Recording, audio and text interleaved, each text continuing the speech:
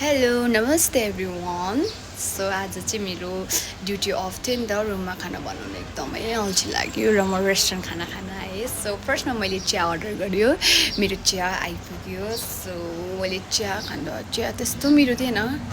मैले एकदम ठिकैको चिया थियो मैले प्लेन टी मगाएको थिएँ मैले सल्ट हालेँ त्यसमा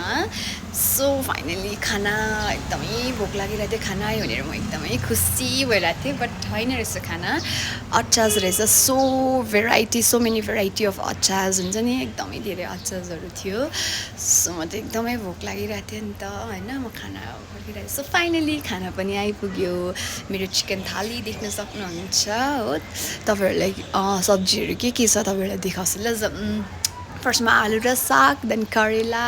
आलुको अचार स्यालेड छुर्पी चिकन करी दाल पापड अन्त मकै र राइस मिक्स गरेर बनाएको खाना रहेछ सो तपाईँहरूले टेस्ट गरेर भन्छु खाना कस्तो थियो भनेर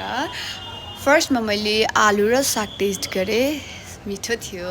अन्त मलाई करेला मन पर्दैन मैले करेला टेस्ट गरेन आलुको अचार टेस्ट गरेँ आलु पनि मिठो थियो आलुको अचार पनि अन्त गोर्खे चटनी पनि एकदमै मिठो थियो दाल पनि मिठो थियो so finally chicken curry taste गरेँ it was so nice it was so delicious my favourite हो सो म चाहिँ अब खाना खान्छु हो तपाईँहरूले मलाई एन्डसम्म हेरेर माया गरिदिनु होला सपोर्ट गरिदिनु होला